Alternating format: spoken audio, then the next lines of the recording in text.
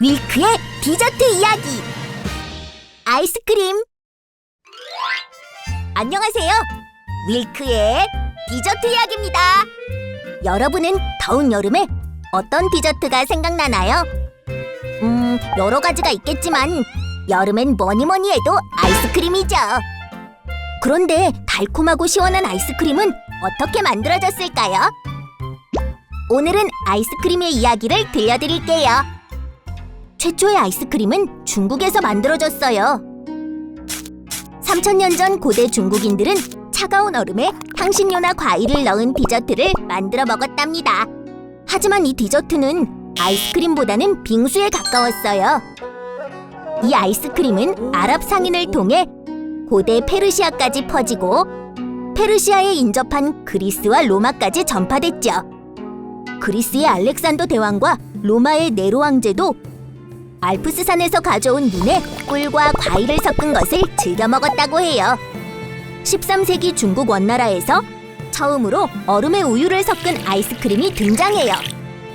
유명한 탐험가 마르코 폴로가 원나라를 여행하던 중 사람들이 처음 보는 음식을 먹는 걸 보게 됐죠. 그게 뭔가요? 이건 요즘 우리 원나라에서 유행하는 간식이에요. 시원하고 맛있어서 요즘 이것만 먹고 삽니다. 나도 한번 먹어볼 수 있겠어? 한번 먹어보시오. 예. 이 맛은 시원하고 달콤한 것이 입안에서 녹아내리는군. 꿀이 떨어지는 새하얀 눈벌판을 베어먹는 기분이로다. 이 음식은 어떻게 만드는 것이오? 이 음식은 차가운 얼음을 갈고 그 위에 과일과 향신료를 올린 후 우유를 부으면 돼요. 그 후 마르코 폴로는 아이스크림 제조법을 이탈리아로 가져오게 됩니다. 마르코 폴로가 갖고 온 아이스크림은 이탈리아 메디치 가문의 카트린 공주가 프랑스 국왕 앙리 2세와 결혼하면서 유럽 전역에 퍼지게 되죠. 바다 건너 영국까지 전파된 아이스크림은 영국 국왕 찰스 1세의 요리사 제랄드 티생의 손을 거쳐 현대식 아이스크림으로 발전해요. 1718년 영국의 메리 에일스 아주머니 요리책에 최초의 아이스크림 레시피가 실렸고 이윽고 옥스퍼드 영어사전에 아이스크림이라는 단어가 최초로 기재됩니다. 하지만 아이스크림은 쉽게 녹았기 때문에 부유한 사람들만 먹을 수 있었고 가난한 사람들은 구경만 할 뿐이었죠. 어떻게 하면 가난한 사람도 아이스크림을 먹을 수 있을까? 호외요 호외! 제이콥 퍼킨스가 냉장고를 발명했답니다. 그러던 어느 날 제이콥 푸셀은 냉장고가 발명되었다는 기사를 보게 됩니다. 그래, 쉽게 녹는 아이스크림을 냉장고에 얼려서 보관하면 되겠군.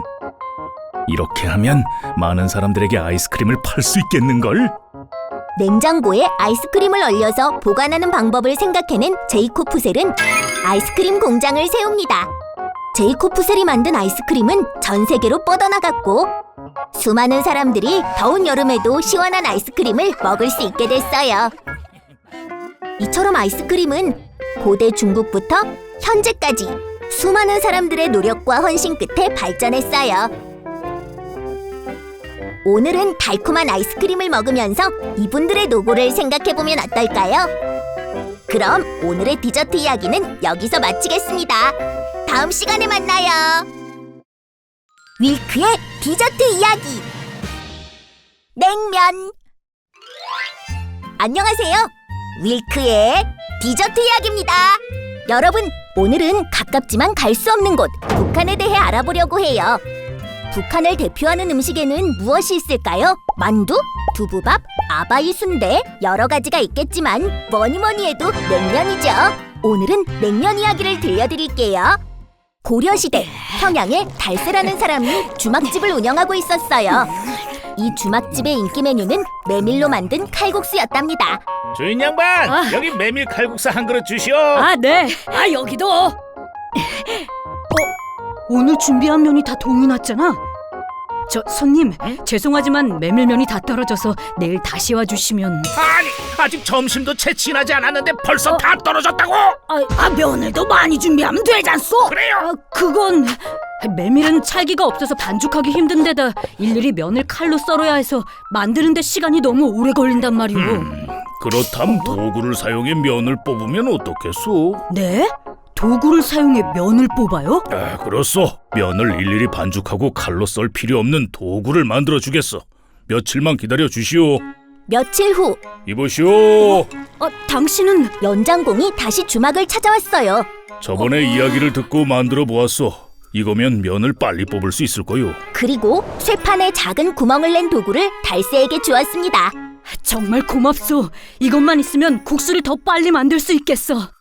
일단 면을 빠르게 뽑아서 끓는 물에 삶고 찬물로 씻어낸 후 동치미 국물에 말아 먹어볼까?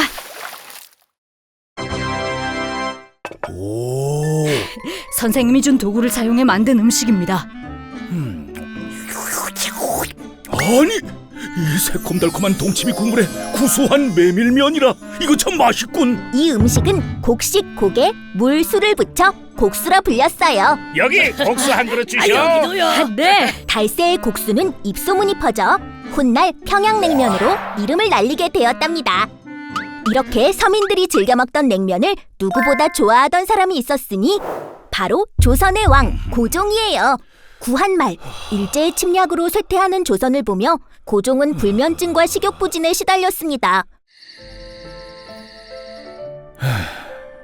500년을 건재했던 왕조가 몰락하고 있으니 이 어찌한단 말인가. 전하, 수라상이 마음에 들지 않으십니까? 어째 한술도 들지 아니하십니까? 나라가 무너져 가는데 밥이 넘어가겠소. 하지만 먹지도 자지도 못하는 고종을 신하들은 무척이나 걱정했습니다. 전하께서 도통 식욕이 없으시니 이를 어찌하면 좋겠느냐? 마마, 전하를 위한 특별한 음식을 개발하는 것이 어떻겠습니까? 그거 참 좋은 생각이구나. 어떤 음식이 좋을꼬? 제 고향 평양에선 메밀면으로 만든 냉면을 모두 좋아했습니다. 그렇다면 전하를 위한 궁중식 냉면을 만들어 보자꾸나. 자, 메밀면을 넣고 배는 수저로 얇게 떠서 얹고 편육과 잣을 가득 넣은 뒤 동치미 국물을 부으면 이거면 전하께서도 입맛을 되찾으실 수 있을 게야. 수락관에서 특별히 개발한 냉면이옵니다. 어서 드셔보시지요. 내 들지 않겠다고 하지 않았느냐? 하지만 전하, 요새 통 드시지도 못하지 않습니까? 임금께서 평안하셔야 나라도 평안한 법입니다. 아니, 이건 아주 맛있구나. 내 평생 먹은 것 중 이만한 별미가 없었다. 그날 이후 고종은 입맛을 되찾아 냉면을 누구보다 즐겨 먹었습니다. 이후 냉면은 일제강점기를 거치며 전문 식당이 생길 정도로 즐겨 먹다가 6.25 전쟁이 발발하면서 북쪽에서 남쪽으로 피난을 온 실향민을 통해 남한에서 더 대중적인 음식으로 자리 잡게 되었답니다. 오늘날 우리가 즐겨 먹는 냉면이 사실 북한 지역에서 유래되었다는 이야기를 들으니 새삼 남북한이 한민족이라는 게 실감나네요. 남북이 서로 자유롭게 오가며 각양각색의 냉면을 맛볼 날을 기다리며 오늘의 디저트 이야기는 여기서 마치겠습니다. 다음 시간에 만나요.